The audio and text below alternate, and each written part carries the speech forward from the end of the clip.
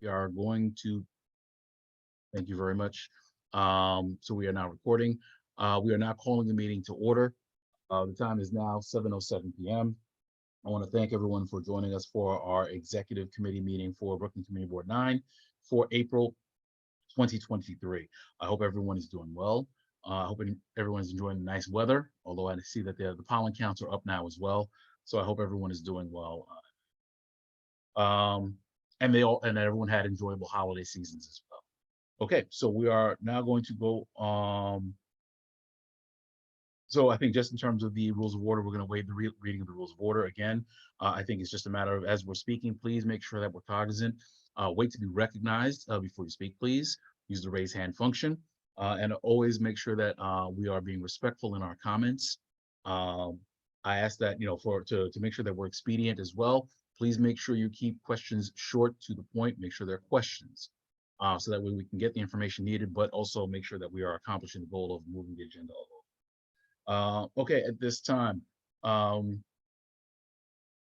per custom, we usually entertain public commentary at this time. Dante, did we have anybody who signed up for public commentary? No one signed up ahead of time, no. Okay, if there are any participants who wish to at this time participate as part of the public commentary, please use the raise hand function, and then we can promote you and you can address the board at this time.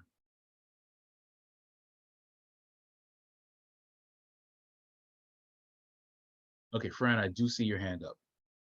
So did you want to speak for public commentary? Yes, please. Okay, hold on. We'll add you to the list. And Jay Sword raised his hand and I'm promoting him. Okay. All right, so let's begin with that. Fran, you have the floor. You have 3 minutes, and then Mr. Sword will speak right after. Okay, I may need more than 3 minutes. I just want to address the executive and whoever else is listening. Over the past few months, not even a few months, years, the board has been pushing, the board has been doing much. And as anything as you've been saying, that there's always room for improvement. But when I sit and I look at what the skeleton staff that we have at the board office and the work that they're doing, and the abuse that they receive on a daily basis, it's just like overwhelming. And they put informations out there for people. I see the information and I know the other board members, they do see the information. So I just don't understand why is it just a fraction of the board members or some of the committee members who are not seeing those information, why everybody else, and we all have the same computers, everybody else seeing the information and persons are not seeing it, and then it's just like the same thing over and over, and every month we hear the very same thing. And Mr. Chair, I just need no disrespect to you. I know that you have the best interests of the board and the community at large. You have the best interest, but I think that we are at a point where we have to acknowledge when persons are trying to make a mockery of us. And many a times person just keeps saying, this ain't happening, we ain't get this and we ain't do that, and Dante ain't do this, and the board ain't do this, and the executive ain't do this. And too many times that we apologize, we will try to do better. We will try to do better. The board has been doing better. When, excuse me, and you make a lot of excuses, to those comments, to when persons make those comments. And I think that it is a time that respect is given, because I'm not saying that there is not room for improvement in any organization, in our homes, everywhere. There's always room for improvement. But when you sit down and someone who don't know, they will think that the board is so terrible. They are doing such a terrible job and nothing is being done. And the staff at the office, they're doing so much. The committees, they are doing so much. So I think that we are at a place where we have to stop apologizing and persons need to start respecting the work that we are doing. So when we are at fault, we are at fault. If Dante failed to do something, Dante will say, hey, I take responsibility and I'll fix this, and it was an oversight. But I mean, we have to be at that place where we will try to do better. We've been doing better. This committee, this board have taken the board to a different level as to where the board was. And I am just so ashamed of persons who join the board, not thinking of improving the quality of life for the community, improving things in the community, but has their own agenda, and it's always havoc. Every month it is something negative. Every month it is something negative. You know, and when you research, whatever that you implement, I went to other boards, and when it comes to the bylaws, I asked questions concerning the bylaws. When I heard all the criticisms and all the different things that have been said about the bylaws, and it is for the community have to do this, and I researched for myself before I could say anything, and nothing that was done concerning the bylaws and how the amendment of the bylaws and the reviews of the bylaws went, it was not wrong. It was not wrong, because I went to find out, and I know that you research before you bring anything to the table. You research. I'm not saying that you don't falter there. Yes, we all know, all of us make mistakes, but I'm just at I a place. apologize, Fred. I do need you to conclude, because we have it to 3 minutes. So I didn't. Okay, but I'm just at a place where I'm just fed up, and I think that board members, they have to stand up, and if you are representing the board, represent the board. Stop creating havoc on the board. That's all I have to say. Thank you. Thank you very much. Okay, Mr. Sorid. Okay, do I have 3 minutes? Yes, you have 3 minutes, sir. Great, thank you. Just to comment on the last portion that dealt with the bylaws. The bylaws should be by a committee. The public has to be part of it so that there be public comment. It has to be a committee so that you can have comment and discussion. The information session unfortunately excluded the public. And if people are public servants working for the public, you can't exclude the public. Also, all the other community boards, 6 or 7 other community boards, when they did bylaws information session, when they did bylaws amendments, they did it by committee. I asked for because of all the Vital Brooklyn projects that are happening in East Flatbush, the Housing Committee has not had a meeting where people could talk since November. December was canceled for the Housing Committee meeting. January was a presentation. February, it was canceled for the Housing Committee. March, canceled for the Housing Committee. April, canceled for the Housing Committee.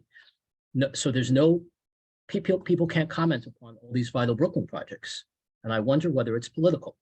The Land Use Committee has no one on it from East Flatbush.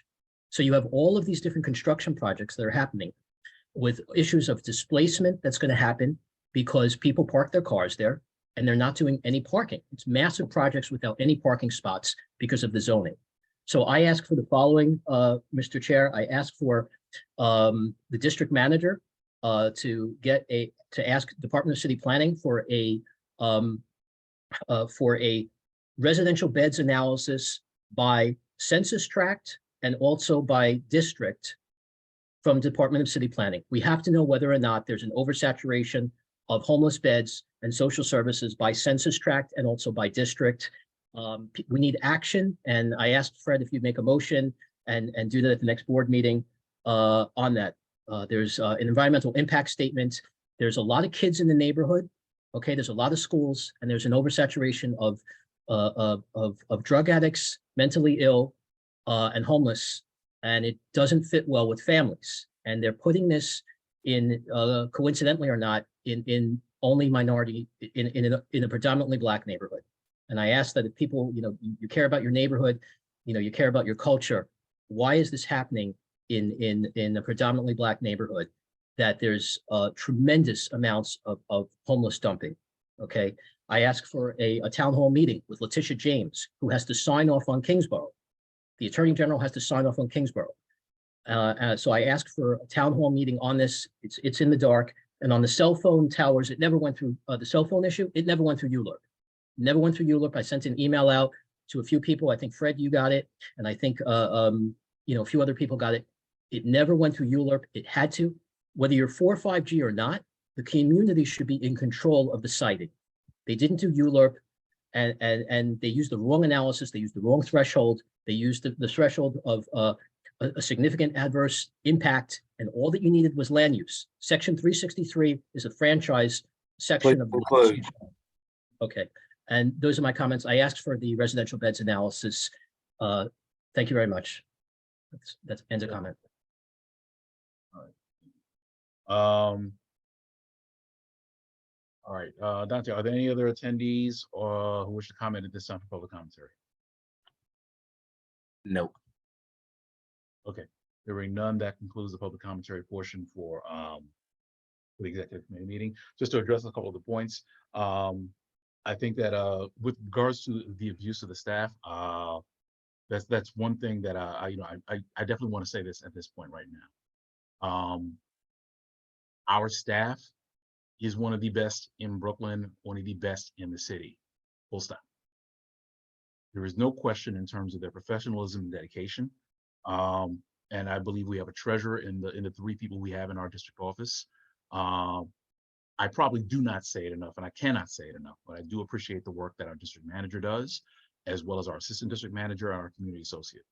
And we just ask you to continue to do the fine work you do. And I just want to also make sure that I say it publicly as well. Abuse of the staff will not be tolerated. They're not here. I don't care if it's a city check. I don't care if it's a public check. Nobody comes to be disrespected anywhere they work. So as a board, we are not going to stand for that. And also, I do want to say this as well, in terms of I don't necessarily respond to everything, because I do believe that everyone should have an opportunity to voice their opinions. That's where we are. That's where we live. That's where we are as a country. That's where we are as a state. That's where we are as a district as well. So we practice that. But again, by that standard, I also want to make sure I'm very clear with that as well. In terms of this board and the work we do, I would stand us up against any other board in the borough, any other board in the city as well. So I think we just continue to do what we're doing. Again, I think that we're always in the game of trying to improve our processes, but I don't want it to be interpreted where I think that we're anywhere near the bottom of the barrel and that we're just really scraping by. I think it's a matter of we're reaching towards even greater heights. I think we've come a really, really long way, and that's thanks to the hard work and dedication of all those members and of the community and the board and the committees who are here and doing the work. And I ask that you continue that and know that you have my full gratitude. But as far as CB9 goes, I think we are in excellent position and we are poised to go to even greater heights. So with regards to some of the other points, I think that in terms of the bylaws, that process is still being worked out by the board. I think we've been clear in terms of the amount of due diligence that we've done. Our process is clear and the board has spoken, and we are going to continue along those lines. As we're getting closer to the end of the year, there's surprise and finality we need to put in terms of that conversation, and that'll be something that announcements with that shortly as well. As far as the 5G polls go, that conversation has been referred to the Environmental Protection Committee, and I know that they've been working on that.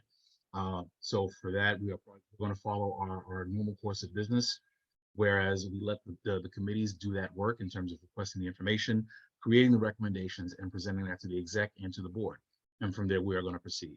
As we get additional information, we're going to make sure that that's forwarded to the committee as well, to the committee chair. The committee chair and the committee has my full confidence, and they will shepherd us through this process and give us the information we need in terms of where we need to go from there. Yeah, and I think that just really kind of underscores the idea that the way we work here is with our committees. So I just request that all committee chairs just continue the work you're doing.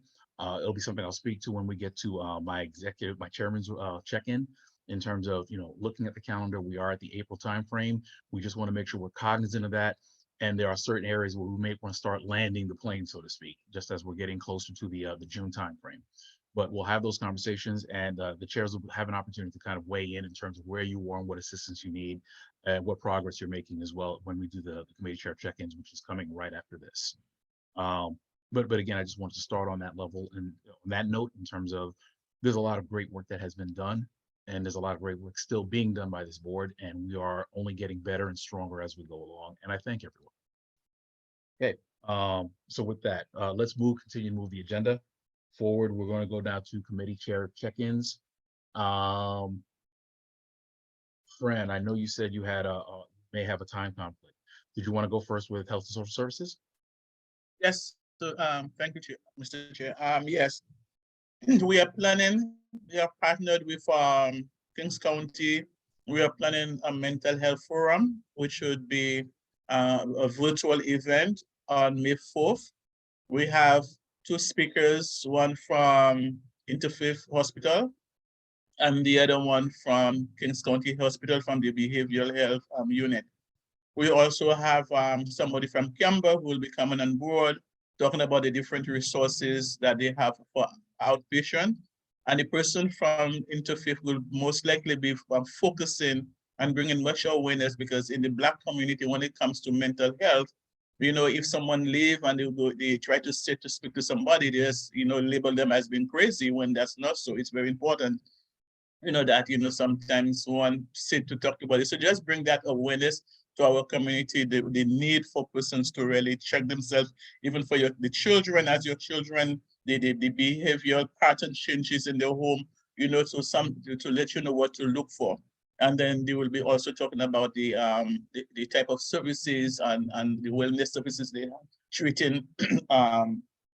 Also, I'm looking to bring in someone from the police department, because many times we've heard how sometimes for persons with mental issues, some policemen have been trained how to identify that person is going through a crisis, and some not. And sometimes they pull the weapon first before they could, and you know, before when the disaster is done, then everybody say, oh, well, that person needs to go to the doctor, and you know, so I'm bringing in someone from the police department who then will talk about what they were training and what they look for and how they interact, you know, how they should interact with someone who is going through a crisis at any given time. Because many times persons with mental health illness, you will hear that they get shot, you know, and then afterwards you realize that that person was sick. So these are the areas we're looking at, we'll be addressing.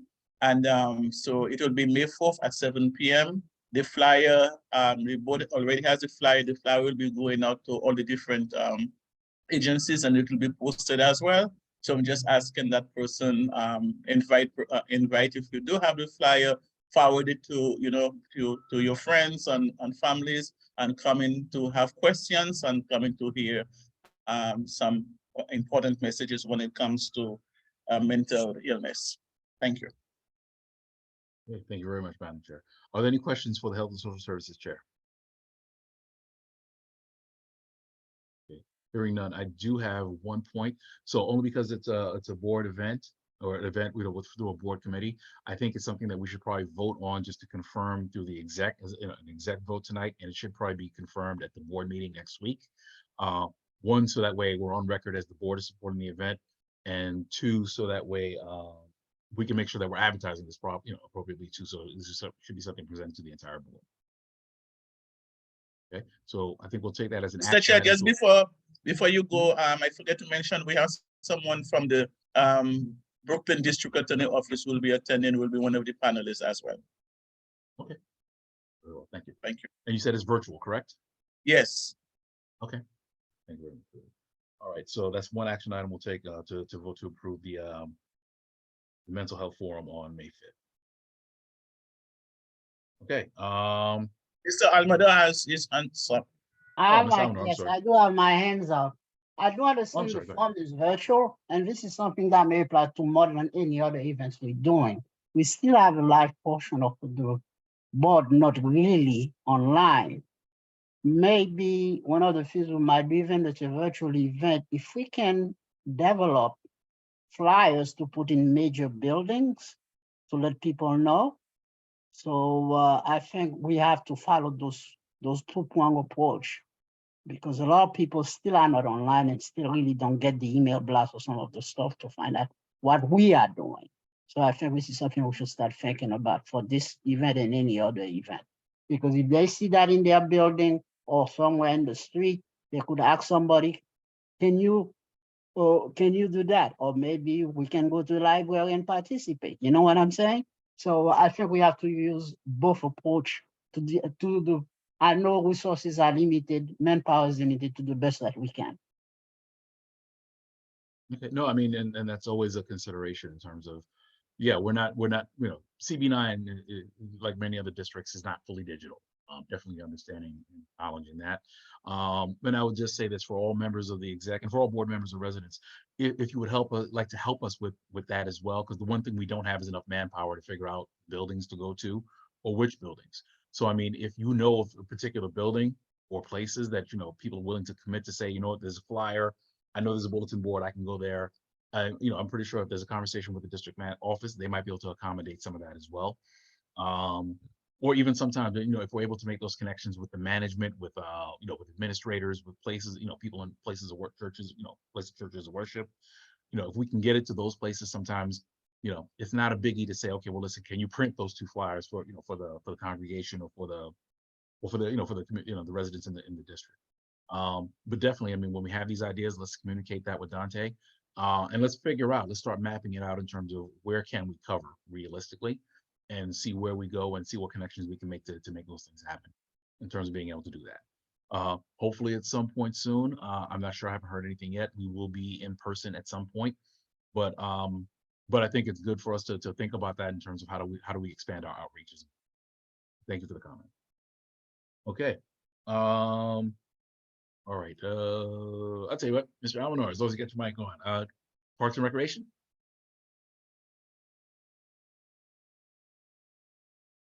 We're good, or? Oh, Mr. Almanor, you're on mute. Thought your mic was on. Yes, thank you. Yeah, I'll have to thank you for this, so I could bring in the report. So we met on Monday, due to the holidays. So there was quite a few items that we discussed, and I just got the minutes, and I just want to touch on certain points.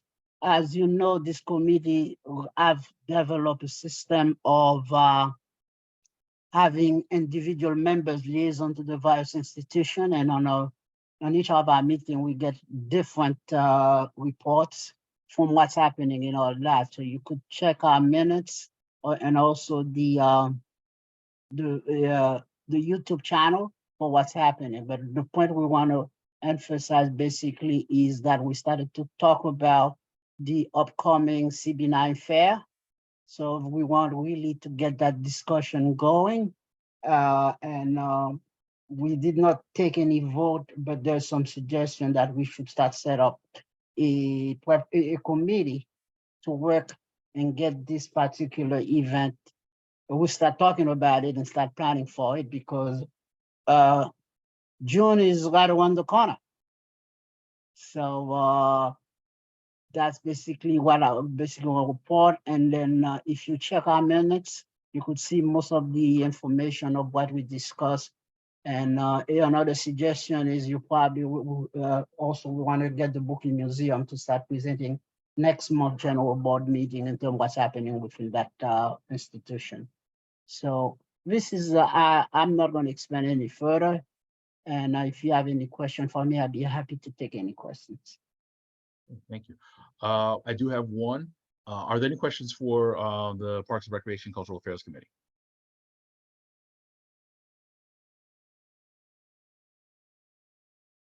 Okay, hearing none. I do have one request, and actually it's for you, but it's also for all the committees who might have that kind of access. I think one time, this might have been a year or two ago, I think one of the great things, especially with between parks, especially the cultural affairs between Brooklyn Museum, BBG, and a number of other things. I think there are a lot of opportunities that they might have for the youth, especially coming up this summer.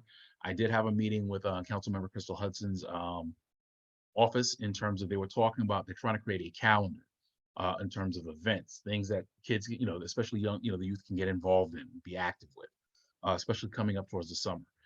And if there are opportunities, because I know sometimes these institutions, they may have internships or projects or things that young people can take advantage of.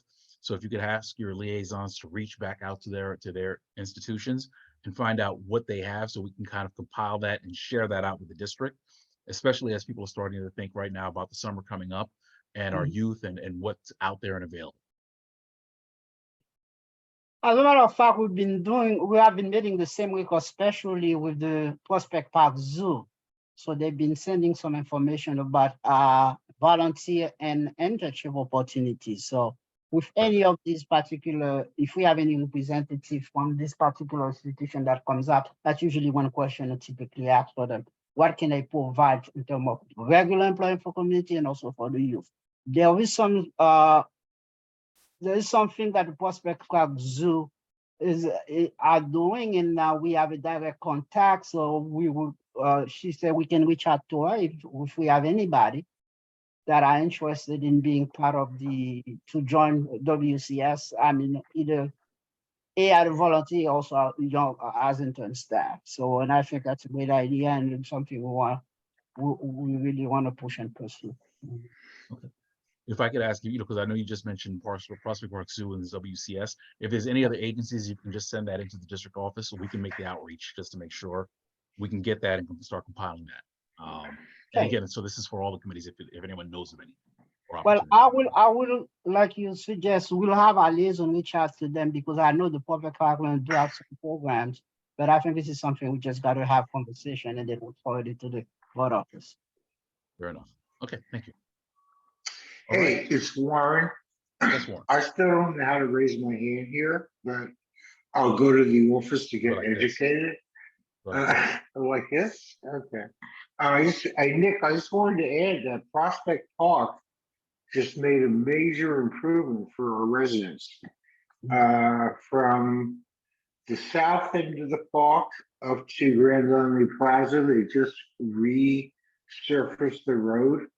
Right. And they're trying out different types of striping to improve it.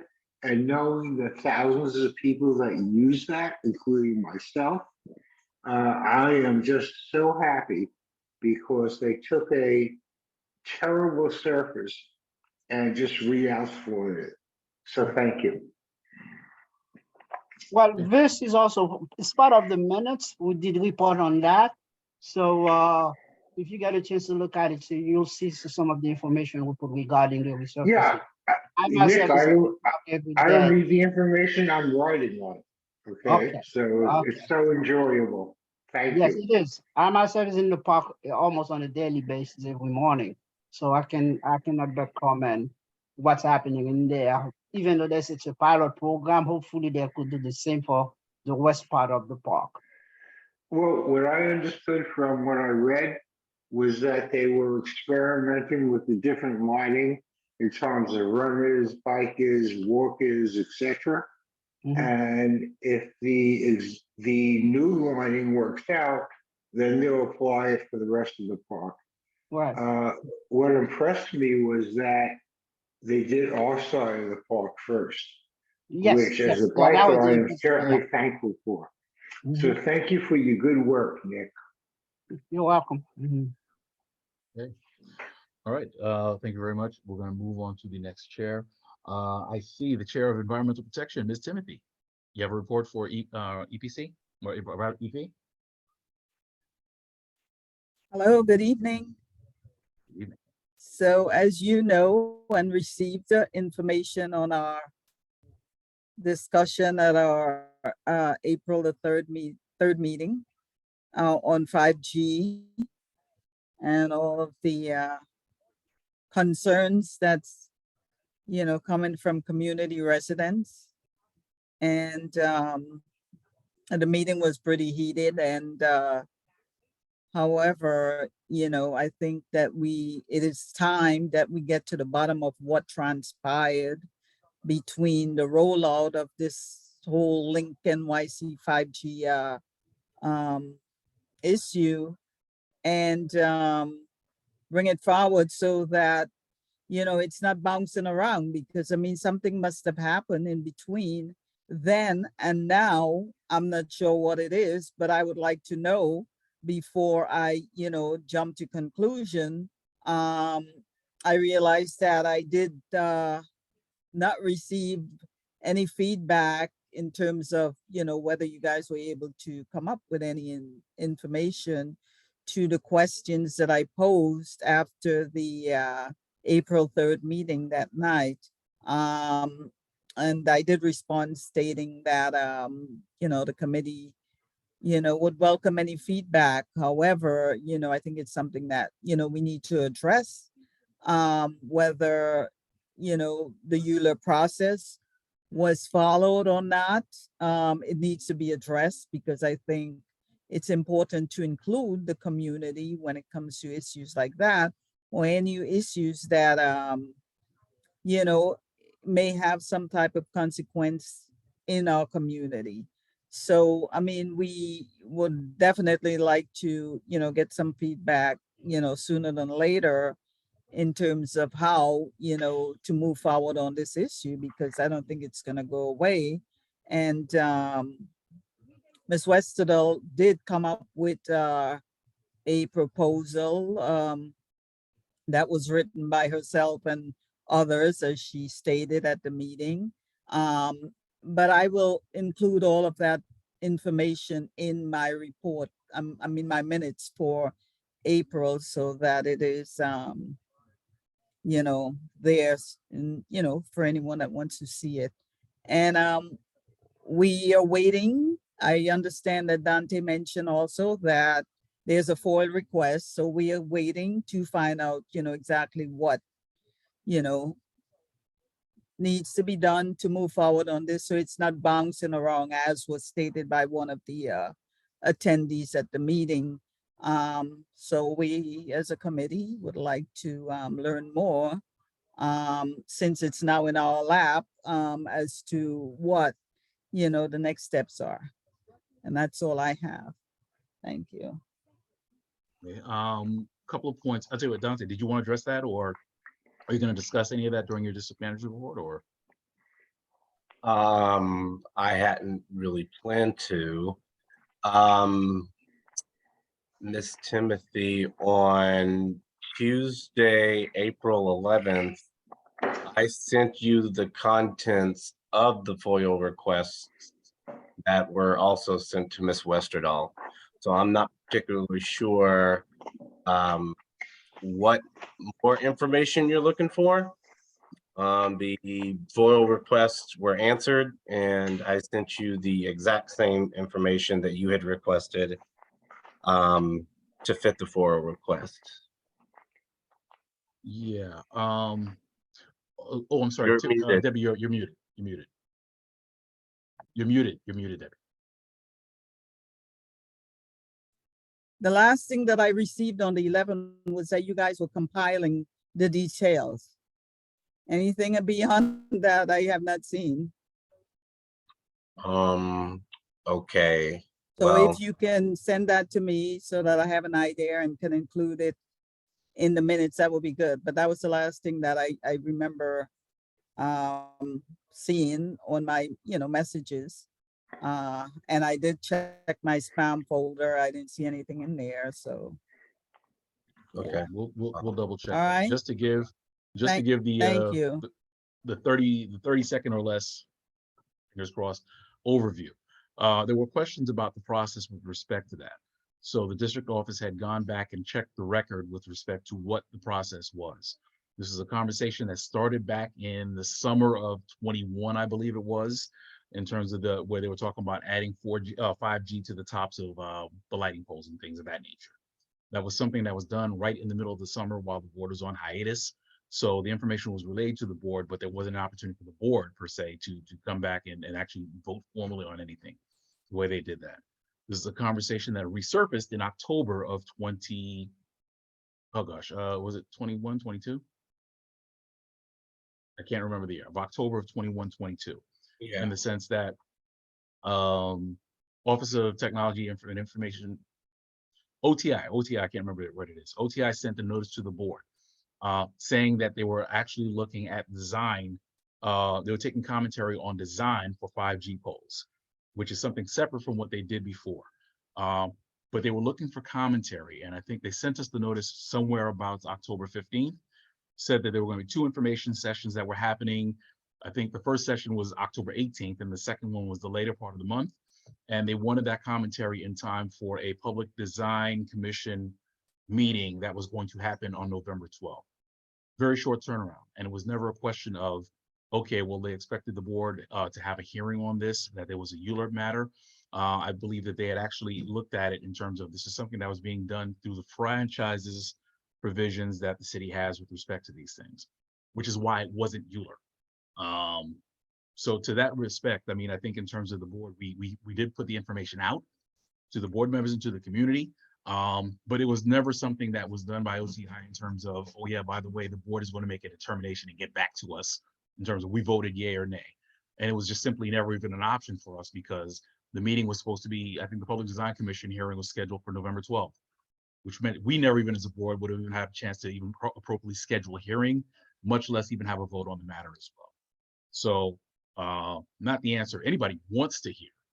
That's how the board's involvement was in this, in the sense that we were advised, but we weren't really given an opportunity to have that kind of a meaningful dialogue with respect to that. But with that background, I think knowing that now, and especially with the questions that have come up, that's part of what I guess we're looking at. And, you know, obviously we have to give the committee an opportunity to review that. Dante will resend it to you if you haven't received that already, but at least wanted to level set the conversation in terms of that's the actions that the board, you know, those are the actions that preceded this entire conversation coming up to this date. And if there are other questions, absolutely, please feel free to reach out to Dante or to myself. I was reluctant to kind of go back in there because it was a funny kind of a conversation the way it happened in terms of very quick turnarounds, and it was never a question of ULURP, where this is something that was being done under other auspices of another agency. So the chair at that point, was that chair informed about any of that information for the committee? It went to the board. It went to the I entire sent board. it to the entire board. There were The people communications went to the complaining board, yeah. about communication who sat on this very meeting, and they received the information from me on this board. And this was back in 21. Yeah, Yes. I think Because- 21. Yeah, I believe so. the Okay. information that I will forward to you will show you the correspondence. Okay, because I raised some questions to, you know, Ms. Westerdahl, because she was on the committee at, I believe, during that time. And she said that it was never discussed. So I really don't know. Because it went that to- quickly in terms of between when we got the notice and when the deadline was for Public Design Commission. But to the point where it's like, that doesn't necessarily mean the board shouldn't, you know, can't or shouldn't have a response or request a certain action. The only thing we Mhm. ask is that let's just make sure we're doing it from a fully informed position. And that, and that's what we're asking from the committee, to just kind of figure out what are the next steps reasonably that we want the board to look at in terms of taking. So that way it can come to the exec, we can weigh that out, and it goes to the full board, and from there we act as appropriate. Okay. And again, so if you have, once you have an opportunity to review the materials, if you have questions, if you would like to set up a call with Dante and myself, we can do that offline as well, just to kind of go over that. So you can bring that back to your committee as well and discuss. Okay. Ms. Moses, I do see your hand. Well, I'm sorry, before I stop, Chair Timothy, was that the end of your report? So that's it? Yeah, that was, and Okay. I mean, the other stuff are pretty much being sent to the board so that they can be addressed of any other community issues that pending. I believe that Ms. Westerdahl got responses to her, information that she submitted. So hopefully we can continue to do so and receive, feedback on those issues. Absolutely. Okay. All right. I'm sorry. Ms. Moses, now I do see your hand. We'll take your question right Okay, Debbie, I just wanted to know, I know Dante sent out an email and in reference to the service cabinet meetings that he has. I just wanted to know, did you present your issues to him so that he could address it from that level?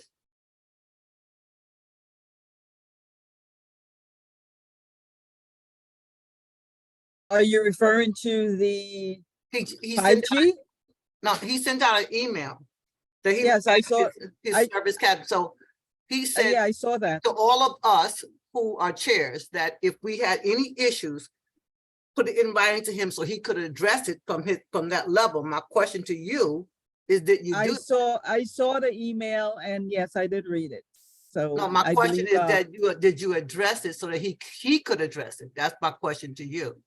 are you referring to the 5G topic or just any of the other No, community issues? he said anything, so my point is that you had. Yeah, I an did read issue it, with yeah. 5G. So, yeah, So my point is that if you had an issue with 5G, my question to Yeah. you again, did you put it in writing to it so that he could address it from that level? That's my question to you. Because you saying 5G is an issue. So if it's an issue and he put out something so that you could address it. And if he didn't, and then if he didn't address that, then we would hold him accountable. So my question is to you, did you do that? On the 5G topic, no, I did not, but I was referring to other community issues that we were. Okay, so right. So that was my only question to you. Yeah. Yeah.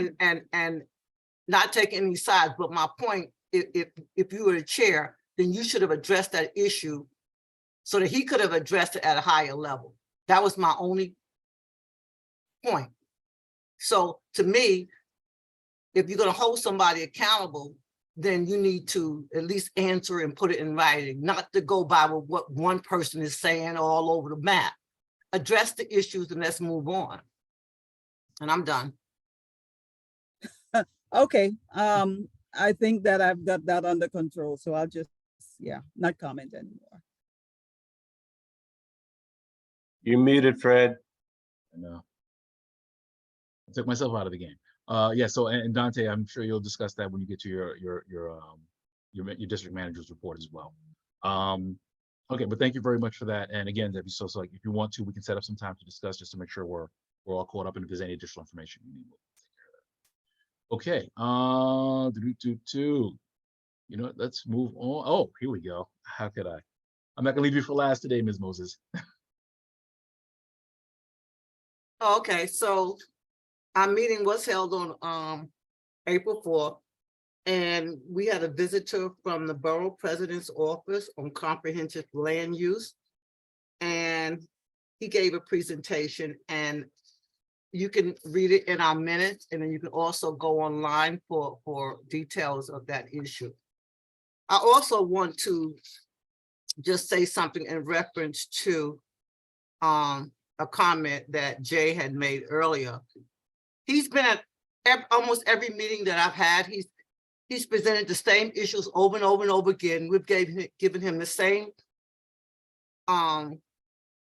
answers over and over again. And I even went online on the YouTube and saw that he also was at the housing where he also addressed those same issues, and they had a guest speaker and to address those issues, and he addressed those issues in totality. So I just have a problem with him giving orders out. If he wants to work with us, we have no problem. But if you will go back and read the minutes, if you actually go online, you will see him and hear him, and we have addressed him over and over again. And it makes me believe that there's a hidden agenda because you're saying the same old thing over and over again. And then I guess I will speak that to him, you know, when he says that he's addressing in the Black community. He don't need to address the Black community. He needs to address whatever he keeps saying over and over and over again. And all I want to say is that they did have a public hearing on April 4th. And if he attended that, he would also have a chance to actually speak to the Vital Brooklyn plan in reference to that. So again, you can read our minutes, but I just had to really, really say that because it looked like he is giving directions to the staff. And to me, he needs to go through the committee like everybody else. And I would say to Dante, if he gets an issue like that that needs to be addressed to the committee, then forward it to the committee and we will address it. And I'm done. Okay, thank you very much, Ms. Moses. Are there any questions for the ULURP chair?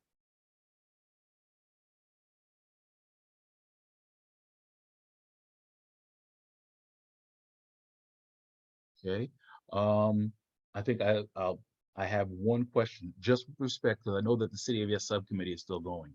And I just wanted to ask, is there any progress with respect to that?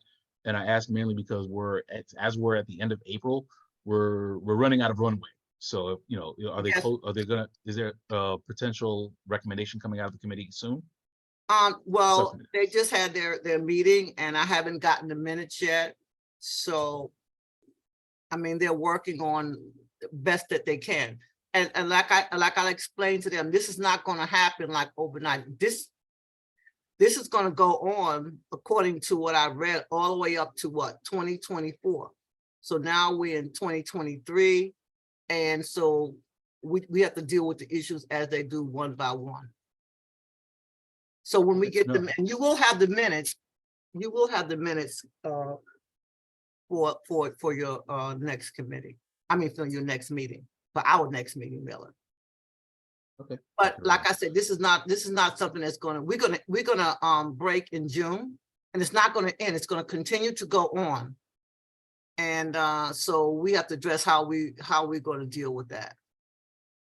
Okay, and even if it's to the point where if there's any preliminary findings, or even if it's a matter of there's a timeline where it's like, we have that as a board, so we know that that's what we're working against. So at Right. least that way, when we hit the end of June, at least we know what we're lined up Yeah, to do. it's gonna definitely continue on, because right now, I think the first one ends in May. And then we haven't even dealt with the second and the third, because there's three of them. So we have to really continue, and just to be, I don't know how we're gonna deal with it during the summer. I have no clue at that point. Okay, But I will, and that's a conversation. And that's yeah, something so, we but need I to will, discuss. yeah, so at the end of the day, I will get back to them. And I will have your answer. Much appreciated. Mhm. Okay, thank you. All right. Warren, with the camera on, just in time. Economic development? I thought you forgot about me. Of course. Yes. Anyway, we didn't have a quorum, but we are considering three things. Number one is financial viability for our residents in order to get them the credentials and what they needed. But I haven't heard any feedback on that. The second thing is we do want to do a commercial audit on our major intersections to see who is who and who is out of business. I will say happily that I've seen a lot of new businesses opening on Nordstrom Avenue, which is extremely positive. And the third point is we got the information from the study that Connor had done at Bridge Street, which was just excellent. And it provided us with a huge amount of information. Informally, I want to comment on what Pat just commented on with Jay Soaring. I'm not really sure what his standing in the community is. If we could, only because, we're in the committee check, so I just want to make sure we can finish that committee business. We can I know, probably, but I just want that for the record as to why he is commenting on all these things. Thank you. let's wait. Okay, absolutely. Okay, are there any questions for economic development? Okay, hearing none, I'm going to give the report for transportation. So Transportation Committee met yesterday. So we have a number of items that we're currently working on. Let me just get my notes. So yeah, so there's a number of items, current items. One, so the DOT, the district office had completed a listing of current issues that are in the district. So we've been trying to get DOT to come and discuss this with regards to priorities, what expectations are in terms of things being resolved. And in general, there's a concern over the way the process works, because the DOT, whenever they take on these tickets, when they create the tickets, the analysis typically takes a long time, especially when it comes to there's traffic studies and patterns that need to be done. There's certain warrants that need to be evaluated, and they need to do certain things to see how fast or how slow traffic is, and a number of things. So these things can take anywhere between 6 months to 18 months, depending on what happens. And unfortunately, because of the long tail, it takes a long time for us to resolve some of the issues. And then sometimes the problem is, even at the end of it, depending on what you've asked for specifically, they may say it doesn't satisfy a certain warrant, which kind of resets the clock. And then all of a sudden now you got to wait another 6 to 18 months for them to come back with something else. So the district office, the district manager has drafted a letter that we're going to be sending to the DOT and to the elected officials in terms of, we need to have an audience with them in terms of discussing this. There needs to be a better way to address the safety issues which have been brought up in the community. And this is over a number of period of years at this point. So that is a communication that is going to be going out soon. And we expect to have a conversation with DOT and some of the other elected leaders as well, in regards to how do we take care of these longstanding issues. There will be information going out. We are asking for everyone to keep an eye out with regard to the Brooklyn Bus Network redesign. So that project is still going.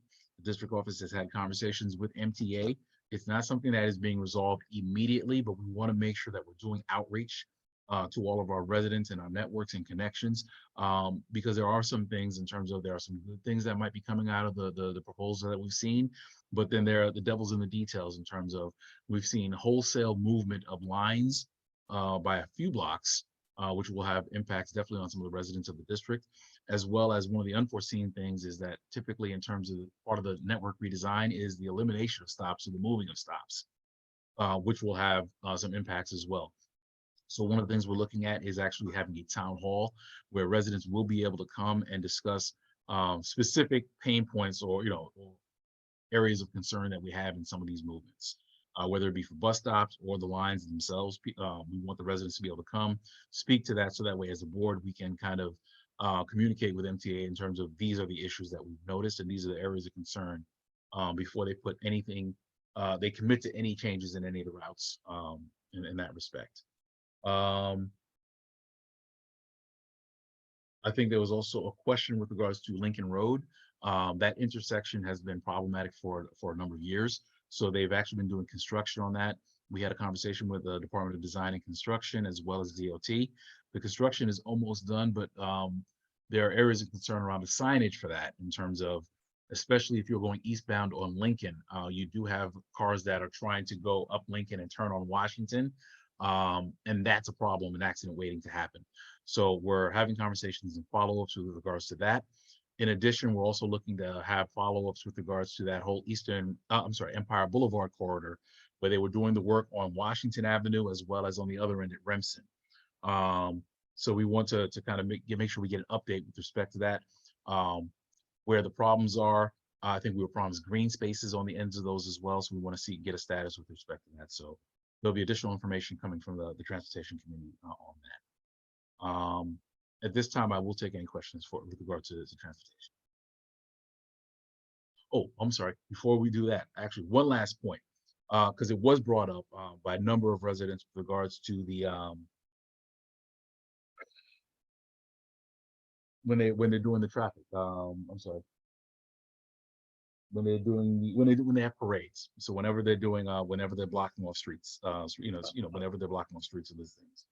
So one of the issues, and I want to thank the district office. So we did initiate a conversation with New York Roadrunners, and they were very, receptive, and they apologized in terms of the miscommunications around what happened in March. But we definitely, I think we were very good in terms of opening up a conversation where, on a go-forward basis, there needs to be better communication with that, better coordination, and there are going to be additional conversations we have with the city agencies as well, in terms of making sure the board is a part of that conversation and planning, so that way we can make sure that the impacts are as minimal, are minimized to the greatest extent possible, and to make sure that we're getting the greatest benefit to the district as well. So those are ongoing communications. And with that, I conclude the report. No action items, and we will take questions. Mr. Almanor, I see you, and Warren, I see you after that. Mr. Almanor. There is a half marathon this weekend. Has the board been notified of all the street closure regarding to that? That did come to the board, and that actually was part of the e-blast last week. I believe that, Dante, that went out last week, correct? Yes. That Yes, information was in did our go out. e-blast. It's scheduled to go out again before the closure on Saturday. So people who are in our e-blast will also get it again. Okay. Warren. Hey, I have 3 points. The first one is, in terms of the half marathon, that brings a tremendous amount of business to our merchants. So while we have road closures, etc., there is a silver lining, and that is having about 10,000 people finishing in our area who are thirsty and hungry, and hopefully that will benefit our merchants and our restaurants.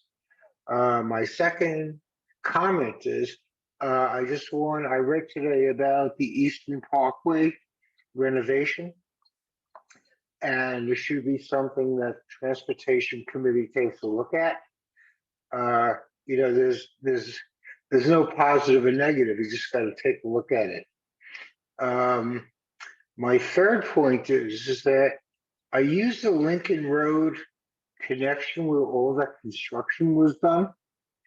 And I haven't seen, while it's new and there's new asphalt, and I have no idea of the infrastructure, but in terms of commuting through there, it's the same as it was before. So thank you. That's my comments. Yeah, thank you for that. Okay. Are there any other committee chairs? And I apologize in advance if I didn't recognize you. Any other committee chairs who have not? Hey, Linda. Oh, you're on mute. You're on mute. Sorry, good night, everyone. Sorry to be a bit late, but my transportation was late. But I want to speak for the Youth Services Committee. A quick thing. We met on this, I think it was Tuesday, and we discussed our internship job fair that we had a few weeks ago, and we were very happy with the turnout of the youth attendants.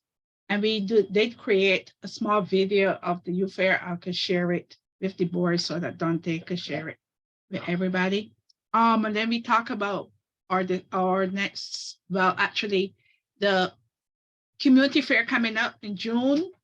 And so there are things that our committee would help look after to try to, encourage more youth to attend. And so on Thursday, we will present our minutes and our main stuff to share. Thank you. Okay, thank you very much. Yeah, are there any questions for youth regards to youth services? Ms. Almanor, I see your hand up. Was it for youth services? Mm-hmm. Yeah, he was there. Okay. Ms. Almanor, go ahead. You have a question?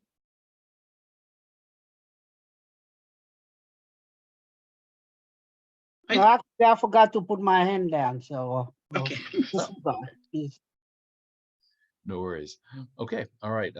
Okay. So with that, all right. So I think that concludes the committee chair reports.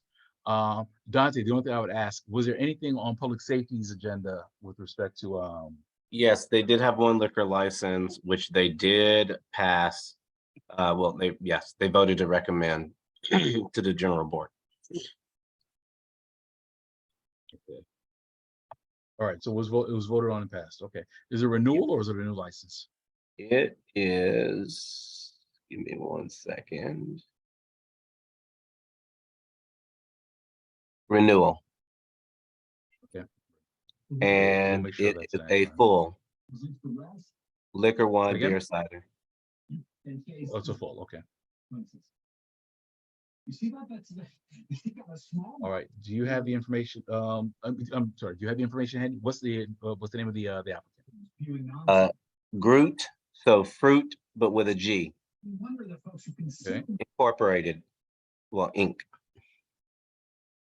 all right, where are they located? 252 Empire Boulevard. 252 Empire. Mm-hmm. All right. I'm asking the question just so that way we can get to the conversation about this. So we've done the regular checks, so there's no issues with NYPD, FDNY, any of the other agencies? None that I've received. I will confirm for sure the general board. Okay, all right, so we'll put that as an action item to approve for the agenda for. All right, okay, all right, so with that, I believe that concludes the committee chairs and their check-ins. I want to thank everyone for all your work and for the work of your committees. If you have not already submitted your minutes, please make sure you do so as soon as possible so that way the district office can compile and send the entire package out to the board for consideration at our board meeting next week, Tuesday. All right, so I thank everyone for that. If you are a committee chair, if you would like to stay, absolutely. Otherwise, at this time, I think we are going to move on to the DM's report and the chairman's check-in. And we'll inform the executive committee of any updates for the board. So with that being said, we're going to move on to the district manager's report. Dante, you have the floor. Yeah, thank you. Good evening. It's been a pretty quiet month due to the holidays. I just wanted to, something had come up earlier about reaching out to some of the larger developments. You know, the idea would be that, you know, we're able to connect with some of the tenant association presidents. It would be in our hopes that, you know, we could forward information, connect with the tenant association, and then they would be able to disseminate the information through their developments. You know, we may not have the foot capacity to go door to door and knock. So I think that, you know, using tenant associations would be a good avenue to do that. And management companies, as Fred mentioned as well. Moving on, as you probably know, we're doing a day of action tomorrow. That day of action, the check-in will start at 9:30. The event will start at 10 a.m.-ish, of course. There will be paper shredding for the community. So anyone who needs to shred paper, let them know that they can come to the intersection of President and Nostrand. There will be paper shredding provided by DSNY. We also want to advertise the composting from the Grow NYC compost, which is on Crown and Nostrand. We've got a couple of groups that have signed up. I think we have about 15 groups that have signed up. I think nearly all of our elected officials' offices have signed up. It is to my understanding that our new deputy borough president will be in attendance as well. So we're looking forward to finally meeting her for the first time and, you know, starting this relationship on a nice foot. So we're excited for tomorrow. We have people all throughout the district. There's going to be a lot of, I guess, recognition given out to folks who are participating because, you know, we're all over the district and a lot of folks are participating. And so, you know, we're really excited for that. On March 30th, we did hold a free tax prep with the Department of Consumer and Worker Protection. And so, you know, we will continue to hold that year to year. If we're able to do it a couple more times, that would be great. During the presentation, they did mention that, I believe that they said that there's free tax prep for small businesses. So that's something that really piqued my interest. So I'm trying to dive into that a little more. But once I get some clarity on what that service is, I definitely think that that's something that we need to disseminate in some fashion. But I just wanted to make, you know, folks aware of that. Fred had already mentioned that, you know, we had conversations with NYC Runs and these both organizations that are hosting the marathons. The conversations have been very positive, and I do think that moving forward, there definitely is an attention to notifying community boards that, you know, these races are going to be taking place, and it's more of a partnership. And so we're definitely going to be looking for avenues to partner with some of these organizations, which are large. And so we want to be able to market ourselves as they market themselves in our community. So that will be that. I am proud to say that we are receiving more notifications after a discussion in the district service cabinet with National Grid and Con Edison. They have added me to their electronic notification system. So you guys have probably seen those notifications go out. As I receive them, we will continue to disseminate them and put them in the weekly e-blast as well. I am also pleased to say that the Department of Transportation actually followed through on a request that we had from a walkthrough, maybe in March, at the intersection of Lincoln Road, Flatbush, and Washington. Cars are going through Lincoln and trying to make the left on Washington, which is illegal. So we did request for DOT to add up another do not enter sign. So they did in a timely fashion, which I'm pleased about. So it literally says do not enter all over the intersection. So hopefully that increases the safety there at that intersection. I'm also very pleased to say, in partnership with HRA, they will be at the Crown Heights Library last Friday of each month, starting in May. So I've been able to work with them. They're going to be out there providing SNAP and cash assistance to constituents. So if they're applying or if they're interested in applying to see if they're eligible, if they have an active application and they need some follow-up, they'll be able to go to the Crown Heights Library right in our district, so they don't have to go all the way downtown or go all the way to Manhattan. So I'm very pleased that HRA was able to accommodate my request. And so that's something that's going to be routine. So if you know of anyone who needs that assistance, please just reach out to the board office. It will be in our constant contact. We will also put it up on our website, blast it out accordingly.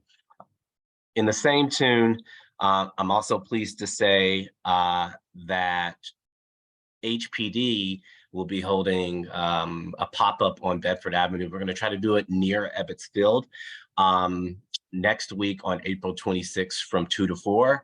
The idea is to bring these services directly to people. It can be rather difficult to get to 100 Gold from here. And so, Ebbets Field is a massive complex. And so, what we wanted to do is bring the services to the folks in the district. So they'll be out there from 2 to 4. This is something that HPD has agreed to do on a bi-monthly basis. So I have been able to strategically figure out where they're going to be at throughout the district. So this first one will be at Ebbets Field. We're going to look to do one at Harry Silver, other places throughout the district, likely large complexes, but and high trafficked areas. But that's something that's going to be happening on a bi-weekly basis. And so as we solidify those locations, that information will go out. So I'm pleased to say that partnership is happening as well. And then also in the same vein, I'm very pleased about this one. We will be partnering with the Department of Finance. So the Department of Finance will be providing DRE and SCRE rent-free services in the board office every last Thursday of the month, starting in May. So if you know of any seniors who live in rent-controlled, rent-stabilized buildings, please, they may be eligible for SCRE or DRE. We are creating the flyer. That flyer will be disseminated. All of these flyers will be disseminated and posted. But I'm very pleased to say that, this is programming that's coming directly to the district. It will be here on a routine basis. And I'm very happy to say that, the agencies were very quick to acknowledge these requests and work with me to get the scheduling done. Also want to take note and acknowledge, shout out to the Crown Heights Library, managing library, Janelle Welch, I believe, for working with me in such a capacity to make this happen. So thank you to her.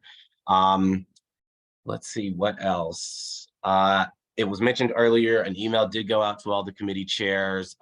If there are any questions, burning questions about that have popped up in your committees, if you could send something to me by the morning, please. I'm going to be very busy.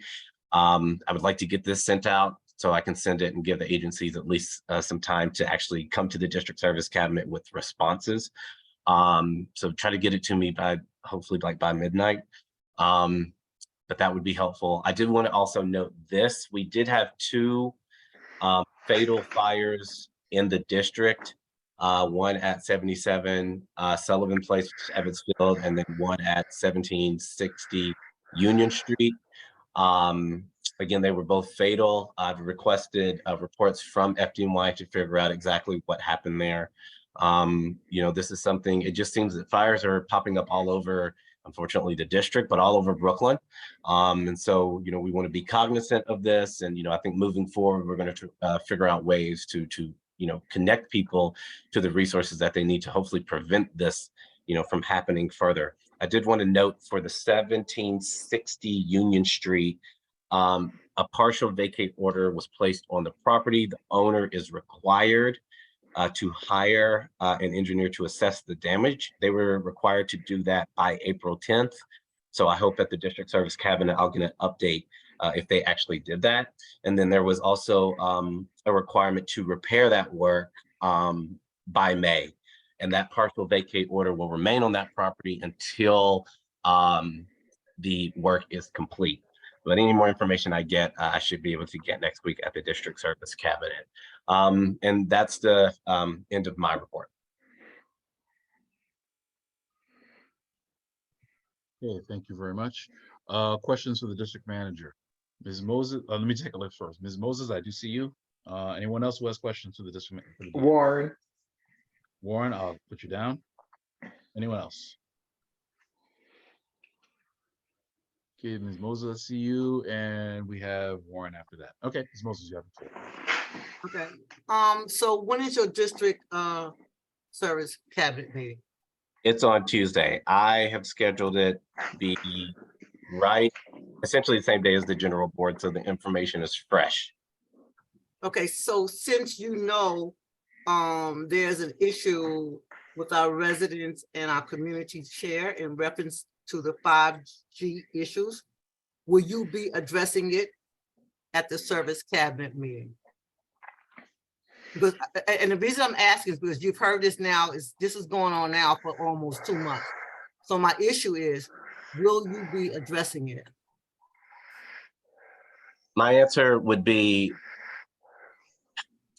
Miss Timothy didn't receive the information that answered her question. So what I'd like to do is give Miss Timothy time to review that information before I bring it up. And I'm, it's kind of all over the place. I do believe that the information that was provided in the FOIL that was also sent to her will answer her questions. And so I might not have to bring it up at all.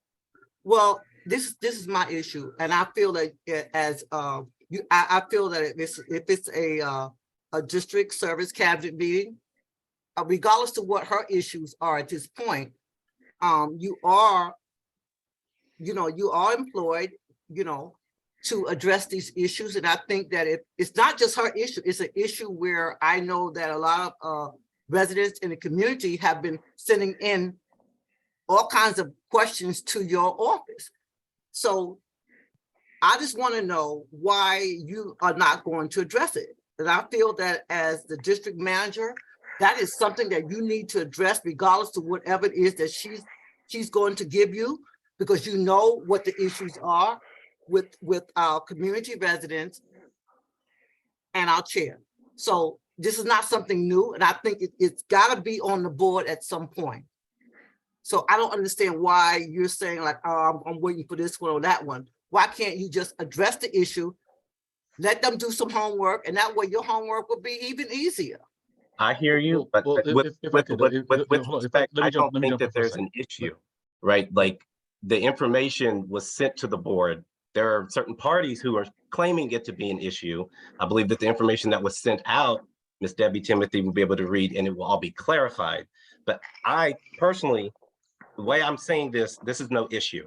The whole board, it doesn't appear to me that this is a whole issue. There are just certain factions, a couple of people, not the whole board. I'm not receiving massive emails from the community. A couple of people have had this inquiry, right? But the inquiry started with the board never sent out the information. So now I went back and proven that the board did send out the information, waiting for them to respond to all of that, but we will see. So the way I look at this is there isn't an issue because one, it wasn't supposed to go through ULURP. It's due to franchise agreements. The board didn't have any true responsibility, and whatever responsibility was there, that opportunity was sent out to all board members to comment. Now, if they commented, I don't know. Okay, I don't want to get into an argumental thing. My question to you, and I'm going to repeat it. First of all, it's the safety issue. And I feel that any information that you can bring forward to us, do it. Why can't you address it to the upper people and let them deal with it too? And that way you can have more answers. It is an issue.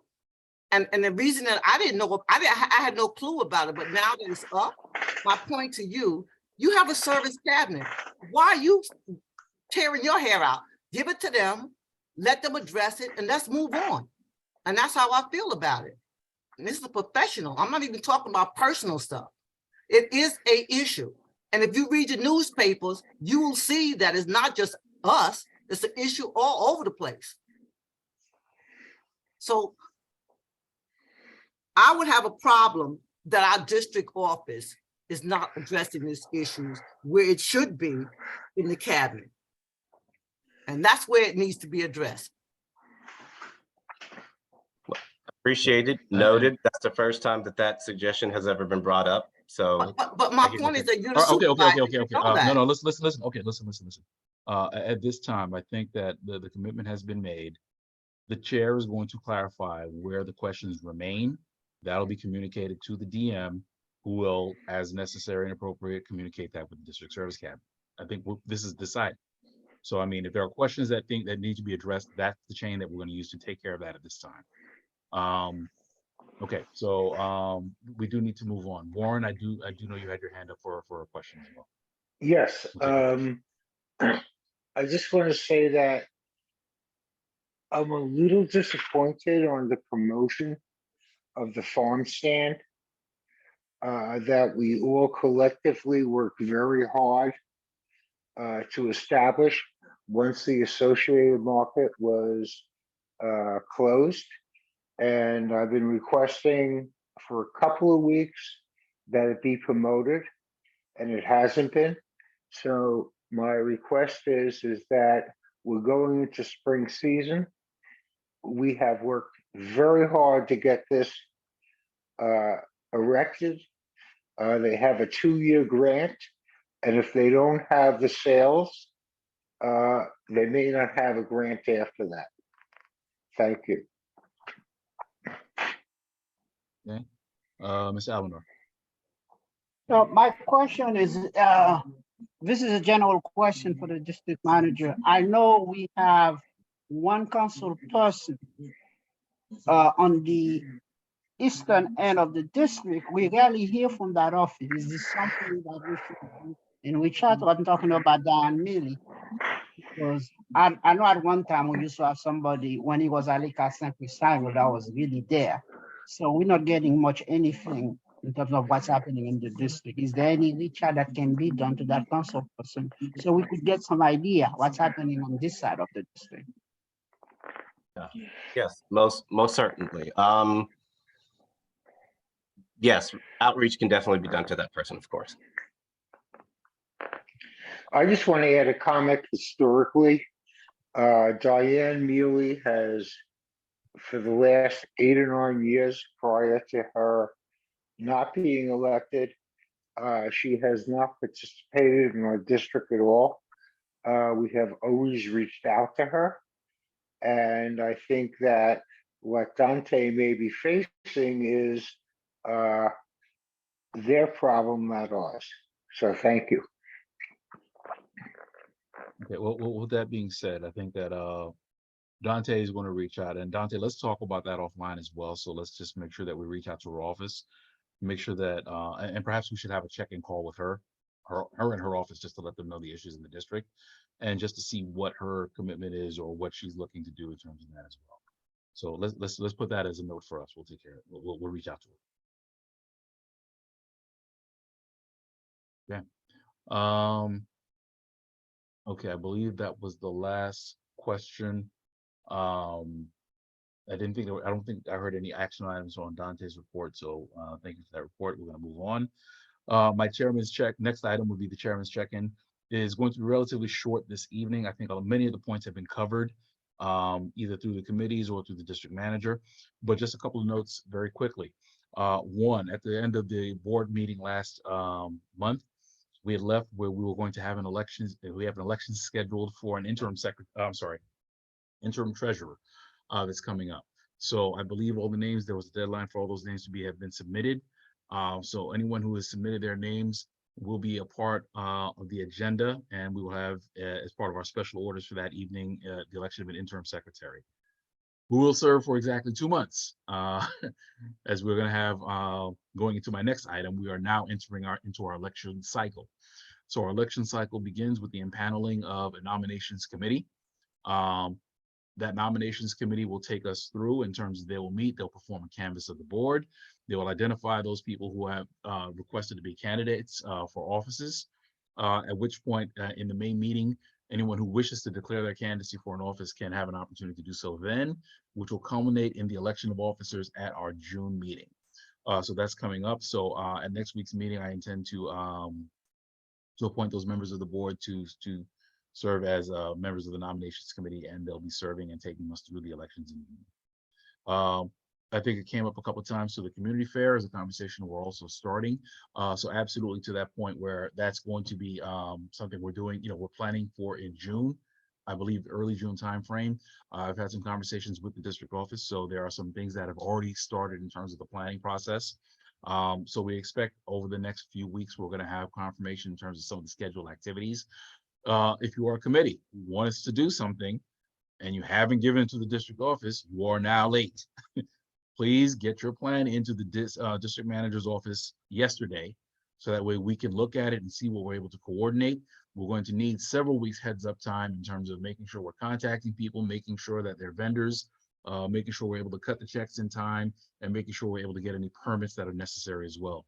So please make sure you are doing that, and the district office will be coordinating and getting back to the board in terms of what's been scheduled and what we have on deck. I think it was a phenomenal event last year, one of our signature events. And I'm definitely looking forward to this and taking it to new heights this year as well. Oh, am I? Log back in. All right, so I mentioned it earlier with regards to the committees. So again, just looking at the time, we need to be cognizant of the time. As we are now, April is done. We have our general board meeting, and then we are into the May and June timeframes, which means any items that we currently have in flight, we need to start landing the plane right now. So if there are things that need to be done, action items that need to be taken by the board, I'm just asking for the committee chairs to be cognizant of that, to make sure that your next 2 committee meetings are towards resolving issues as necessary, making sure recommendations are drawn up and being presented to the board so we can vote. The preference is, as you're doing items, especially if it's around policy or actions you want the board to take, to do it in the form of a resolution. And that would be, the first part of it are going to be the establishment of the facts. What are the facts as we know them? In terms of, this is what the number is of garbage cans we have in the district. This is what we know is the frequency of pickups. This is what we know is the issue in terms of vermin control. These are the issues. And then what are the specific actions? The therefore resolved. What are the 3 or 4 things that we want the board to do? Or who are we calling on to take certain actions? And that becomes the official position of the board. So that's the format that's preferred, because it lays out the case in terms of what the facts are and what specifically we're asking for. For any chairs who would like help with that format, we can definitely do that. I wouldn't even worry about necessarily about the format, but just do those 2 things, establish what the facts are and establish what the specific ask is we want the board or whatever other agency to do. Okay. And I would say that we do that starting in May. And also for June, would like to put it out as well. For June, let's please start looking at, in terms of creating a summary of what the accomplishments were for the year. Additionally, what things are still in flight in terms of they're not completed, but these are things that we want to have completed by the board. And also, even if it's an idea of setting up a potential agenda for next year. Many times, in many instances, we have committee members come back the next year. So rather than have to go through all the paperwork, or rebuild, or restart and take time in September and October to gear back up, at least we can go back to those documents and the committees can come back ready to pick up in terms of some of the items that were being worked on and continue the momentum. I discussed very quickly about the street closures. So again, we're having those communications with agencies and applicants. Again, for the for the committee chairs, if you have specific agencies that you are having issues or you need to get responses for, please make sure you let the district manager know. Respond to him, let him know what the particular questions are, what the issues are, so that way he can address that at the district service cabinet meeting when he meets with them next week. Also, just in terms of housekeeping, I thank all the chairs who have been keeping up in terms of making sure they're submitting minutes and putting the agendas in as necessary. Need you to make sure to please, I'm going to ask the district office to reach out for any missing items. So if there are minutes, if there are agendas, if there are items or documentation that's missing, we need for those to get submitted. Those are audit points for us in terms of If the city comes in and reviews, they are looking to see that we've established that we've done the things that we're mandated to do by the city charter. When we're missing those pieces, guess what? We get dinged for those. So I need for you to make sure that if you haven't submitted, or if there are items that you haven't submitted, please work with the district office to get those in and, into the district office, so that way we can close out the year and make sure that we're able to close the book on this board year. That is all I have for right now. I may have some additional items that I will provide updates for at the board meeting, but I will entertain any questions at this time.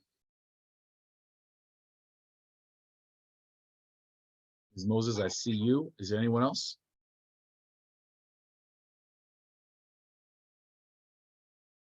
Okay, all right, Ms. Moses, we'll take your question. I guess I'm the only one tonight. Okay. It keeps being brought up again and again about chairs go like, I don't have a quorum. So my issue is this. They don't have a quorum, and I know that I've seen like the emails or whatever that's sent out in terms of who's not attending. I got that. But the board needs to be updated on the attendance problems. And if there was anyone removed, we're supposed to vote on it. I know that to be a fact. So I'm not understanding what in the world is going on, because I know for a fact that people are not attending. And I know that it has not been brought forward to the board. And as you are the chair, and you're supposed to make sure that that happens, because there's some serious issues going on here. And I just like everything to be done by the book so that it's not personal. No, absolutely understood. I think there's been a lot of work done over the last few months. Well, a couple of points. A lot of work done over the last few months. So we've had at least 5 or 6 members, forgive me, I don't remember it off the top of my head, who are, the issue of attendance was addressed and they've resigned. So in terms of, that was one of the easier ways, one of the cleaner ways, in terms of people were confronted with the fact that their attendance was not satisfactory. It's going to be a vote. And they opted to to let the board continue its business, and they've moved on, which has been better for us, because being 5 down, at least we know it's obviously it's less people to do more all the work, but at least we're able to hit quorum, and we're able to do the things we need to do. Same on the committee levels, where we've removed a number of people from a number of the committees as well. So I think that even with regards to the attendance for committees, it's not as bad as it was a couple of months ago. And we're continuing. So I think you still have people who aren't coming in. That continues to be a process. I think the only thing with at this time, I also want to point it out, is that now we are actually in that area, that gray area, where we're going to be seeing some turnover in terms of the appointments. Should be coming out soon. I had expected them to come out maybe at least a month ago. There have been some delays in terms of, I believe, some of the council members haven't responded, but we should be seeing new board members within the next month. But if I don't think it's going to happen by this week, by this month, but by May we are going to see new board members. Definitely in the conversations I had with Borough Hall, they are looking at attendance. So even though we don't see it necessarily here, those are the numbers that have been reported by the board, by the district office. Those are being tracked, and they have definitely made it clear that if you're not showing up, it's not a conversation, you're off. So I think that this time we're going to be resetting, and I think it's very important that we establish as part of the board culture. Listen, the first prerequisite is you got to show up. You got to show up. I think we've structured this board in terms of, I try not to ask for inordinate amounts of time, in terms of, I don't ask you to come to 5 or 6 meetings a month. All we ask is that you show up for your assigned committee and you show up for the board. Those are the only 2 obligations we make. And I think we're improving our reporting, and I think, in terms of the district office, they've been making plans in terms of, we're getting even tighter in terms of that. And I think we're in a better space. But yeah, I think the message is clear, and the culture we're establishing is, the first thing we need you to do is show up. That's half the battle, if you're able to do that. And we're going to see what happens as well, especially as potentially we might be going back to in-person or some hybrid version of the meeting as well. But we'll address those as soon as I think we have more clarity. Well, Fred, all I'm asking is that all of this should be brought forward to the full board. And my question to you is, why has it not been done? Well, no. It here's has the to be thing. brought forward to the full board regardless, updates, whatever. And my question to you is, why hasn't it been done? Fred, It has been. may I answer that? No, I mean, Come I think, on. I just want to narrow this very quickly. It's like, in terms of the issues that were brought to the exec authorized the letters to go out. The letters went out. Many people chose to leave. Problem was resolved. And I think that that's where we left it at in terms of it didn't need to be a further conversation, more board time, because the people who were really, really bad about it left. And So- at that point, all we do is deal with the people who are left. Okay, so I'm gonna end it because I've been on the board a long time. I'm just going to go in reference to, it should be brought forward to the entire board. It is not a independent decision. It is not a cabinet decision. It's a board decision. And all I'm saying to you is that regardless of whatever the issues are, I think we need to turn around and follow rules and regulations and bring it forward to the full board so that they know what's going on. No, I mean, and I'll leave it at this, and this is the final note. We've definitely been fully compliant with all of that in terms of making sure the charges are brought up as appropriate up to the executive committee as per our bylaws and addressed. Either, they haven't come to votes because they left. So there was no need for a vote after that. But again, just to leave it on that note, we're definitely looking into that, and it's definitely going to be going forward. Yeah, we're keeping an eye on this much tighter. All right, We're Mr. not Almanor. leaving yet. I Um, think I had my hand up first. I just want to clarify the bylaws. In Warren, terms Warren, of, I'm sorry, Warren, but we're done. She asked the question. It's been answered. And I no, think we but have to move on. I had, no. I have input here. And if you don't want me to say it, I won't. Is it absolutely essential to this? Because we want to finish this. Well, I just want to clarify the bylaws. In terms of committee removals, it's up to the chair of the committee and the chair of the board. It has nothing to do with the full board. In terms of removing someone from the board, yes, that has to be brought to the board. If a person resigns, it obviously doesn't have to. Thank you. Thank you. Mr. Almanor. I think of a way of somewhat solving the quorum problem. As a committee chair, you have based on the bylaws, you can appoint community resident members so you can have a quorum. So, and that's what I try to do, try to appoint as many people as I can that are doing specific things. So since we've done that, I have very few problem at reaching the quorum. I think it's up to the chairs. If let's say you have a lot of people not showing up, or if you're not having community members, find somebody else that would like to come in, because you do have that authority under the bylaws to appoint people. So if you know people that are willing to work and ready for work, people you spoke to, get them at community resident member. That way you'll have a forum to make decision and bring information to the executive board and the general board. Okay. Thank you for that. All right. Are there any other questions with regards to my chairman's report? Okay, hearing none, I want to thank everyone. So this time we are now going to move on to the agenda for the April 2023 general board meeting.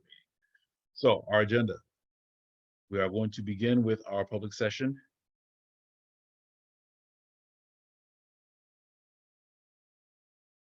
After the public, which will include the call to order. Yeah. So the call to order, rules of order. Which next after that, Dante, do we have any presentations scheduled for this month? No, Okay, SLA applications, it's one. one application for Gruit Inc. It's a full license renewal, correct? Correct. Located at 252 Empire Boulevard. I believe. All right, so that'll be considered. After that, we will have public commentary.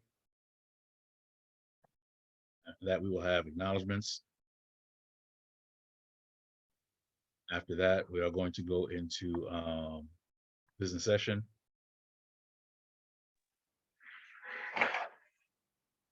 Business session, we will have roll call. We will then have approval of the minutes.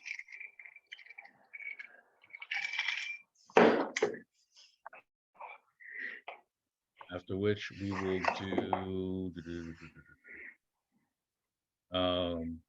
committee reports. Again, as for all committee chairs, please make sure your reports are given in. If you have to make a report, an oral report, please make sure you keep it under 60 seconds, just the highlights or announcements. After that, we'll have the district manager's report. After which we will have the chairman's report.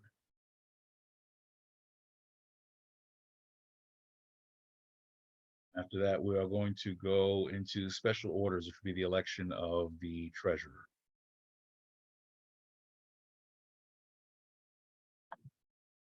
Treasurer election.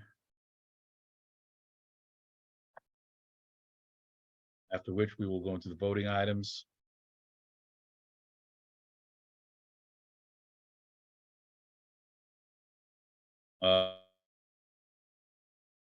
Let me see, first voting item would be the approval of the Health and Social Services Mental Health Forum.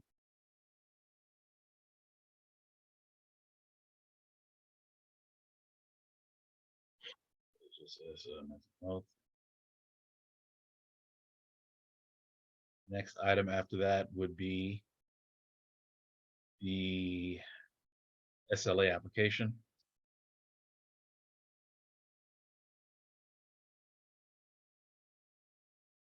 Apologies, let me just check to make sure. Were there any other action items from chairs that we said we need to be considered? Okay. Okay, after those two voting items, I do not believe we have any old business. Is any new business? And then we adjourn.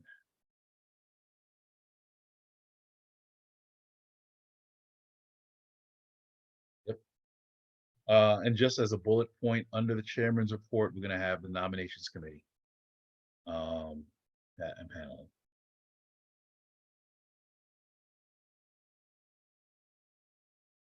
Okay. Are there any items missing from the agenda that need to be added?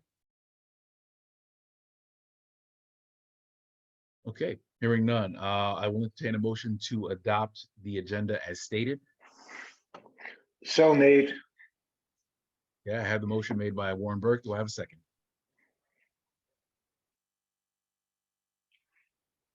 I have a second by Linda Watson. All right, so moved. Okay, moved and seconded. Are there any questions? Should we call the roll? We shall. Okay. All right, Madam Secretary, if you can just call the roll.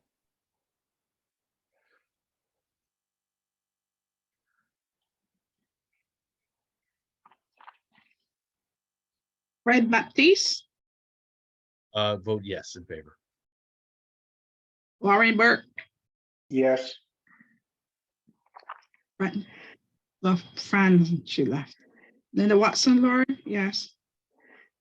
Nicholas Almanar, Yes, in favor. thank you. Kyrie Aline is absent or excused, and we have no treasurer. We have 4 from 6. Sir. All right, so we have 4 voting in favor. Motion carries. The agenda is adopted. Yeah, the agenda is adopted. Okay, Madam Secretary, if I could ask if you could make one note for Yeah. attendance, please note Francisca Leopold as being present earlier, absent. For Yes, this I saw her. Okay. All right. Okay. All They're right. present So before. thank you. All right. So the agenda has been adopted. We are now into other business. Is there anything else for the executive committee to consider at this time? Yes. I'd like to make Yes. a motion on the new business. I don't know, I think that's where we are. That Other we- business, yeah. Yeah, that we put together since this particular CB9 fair, it's a craft, or I'm just adding craft fair to it. It's a resource fair, a internship and job fair, and a health fair. I think I would like for us to do I made a motion to make a subcommittee that would be consisting of some of the chair of some of those various committee to sit with the district manager and the chair of the board to plan this particular CB9 fair early June. I heard what you're saying. And that Almanar. we should schedule a couple of meetings so we could start preparing, because I realize we're in May and we basically have 4 weeks to get all this thing done. So the urgency is there. I'm sure, okay, that's my motion. I understand what you're saying, but you really gotta give me a well- motion in the more motion form. Right. I like to make a motion that a subcommittee consisting of the chair of the youth services, Don't go so fast. I have to write that. okay, Parks and Recreation, Health Youth- and Social Services, a minimum of that, there could be more people. Working along with the chair of the community board chair and the district manager as a committee to plan and strategize for the community board fair. All right. I guess I get it from the recording because the way how you're putting it, it's kind of hard to form. Somebody can restate it for me. Okay, all right. Yeah, so the I'll motion I restate it for believe you. very closely was all right, so now I would probably say, as opposed to a subcommittee, it probably makes more sense for it to be a committee, for one. Exactly. And from what I heard, I gather you said youth services, Parks Parks and Recreation, Recreation. the youth services chair, Parks Recreation's chair, and who else? Health and Social Services Good. Health and Okay. Social Services. with the The board, district manager yeah, and. yeah, the and DM the- and the board chair. And the board Well, chair. I would love to have economic development also, because part of it is also, okay. Okay, Madam Secretary, you have that? Development, economic development, right? I just add that one. Okay, so I think the chair, Mr. Amanar, was sort of like adjusting yours instead of saying a subcommittee, a committee to plan, a planning committee, Committee, yes, a committee. right? Because there is no committee before, so you can't have a subcommittee. I agree. Mhm.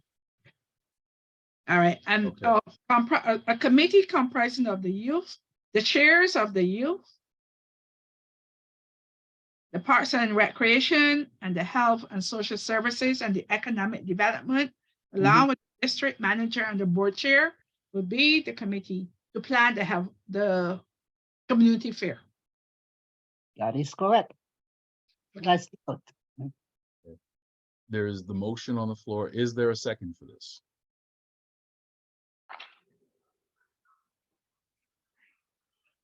I second it. Seconded by Linda Watson. All right, discussion. It's Warren. I'd like to make a friendly amendment to this. I don't think we should be excluding any committees. And I think that the planning of the fair should be the executive committee with all of the chairs, not leaving out any committee. And I don't know if we should have separate meetings, but we should certainly discuss this at the executive committee meeting. Thank you. Hold on, so what's your friendly, so your friendly amendment is just to make it, so all chairs? All chairs, executive committee, And district, and district manager, of course, and the, administration. And to discuss at our executive committee meetings, period. Okay, so okay, so do you find the amendment friendly, Mr. Allen? Yes, I did. Okay, so let's restate that. So it's all the chairs plus the executive. Right. committee. All so right, the motion would now, you ready for me to read it? So then you correct if anything. Sure. Right, go so ahead. the motion, Mr. Chair, the motion is for a committee of the executive committee, all committee chairs, and the district manager to plan the community fairs. Yeah, I believe that was it. Ms. Almanor, that correct? Is that correct? Yes, it is correct. Mhm. Okay.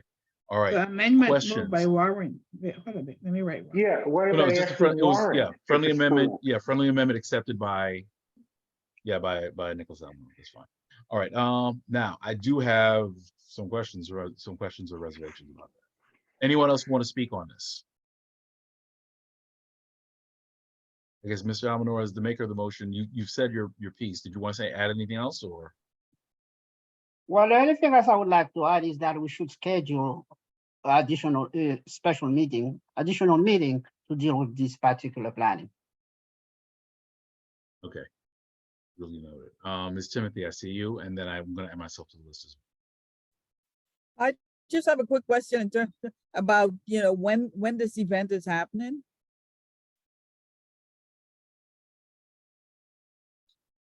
June The- 3rd. Targeted for Yeah. the first weekend June? in June. First June weekend in 3rd. Yeah, June 3rd. June 3rd Okay, is so is- when is this committee gonna come together? Because, April is gone. Yeah, which is kind of my point. I Yeah, think that at this point, it's it's a just bit easier for much. the district office, and and to be clear, I wanted just to say this as well. This is not, we've been asking for chairs to fill out the forms and give their recommendations or what planning activities they want to see in this. And this is something that's been going on for a while. And the thing is, especially as we are at this late stage of the game, I want to be very careful about we overburden ourselves administratively, because now if we have an official committee, now we've got to schedule, now we've got to give 3 days notice, and now you've got to coordinate how many different schedules to get this done. I think it's easier in terms of if, not to throw work on the district office, but I think it's easier to just have them coordinate that at this stage. If there are recommendations and suggestions, to give those, so that way they can try and incorporate those. But I think it's a lot leaner and quicker if they're just allowed to do that, and they'll report back to the, to the executive committee and to the board with respect to that as well. As time is of the essence, I don't want to necessarily get bogged into all of a sudden now we're trying to coordinate meetings, because that's just more time we don't have at this, given at this stage. Excuse me, Fred, the last part of my amendment was to be discussed at the executive committee meetings. There's only one. Yeah, We've only got one. So that's the point where it's like, if that's the case, then that's even worse, because we've got one meeting to get it all done. So I think at this time, I understand the sentiment, but I think just because of the expediency of the time, we need to just get this done. I think the district manager and the team, are grizzled veterans at this point. They've done this, and I think we can count on them to definitely communicate back. And if chairs have specific ideas or things they want to see implemented, I think it's just easier to have them funnel that to the district office and see what they can work from a budget perspective and a timing perspective. Just because we've only got about 5 or 6 weeks to do this.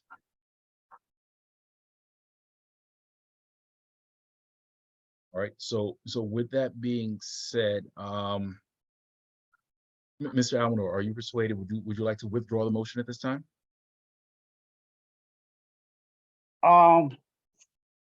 With that being said, yes, I would like to withdraw, but for the sake of expediency, I was not hoping we get to that point. This is something we should have brought up maybe a couple of months ago.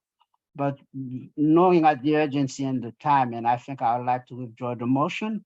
But also what I may want to do, I want to amend the motion. So going forward for next year, we have this committee set up.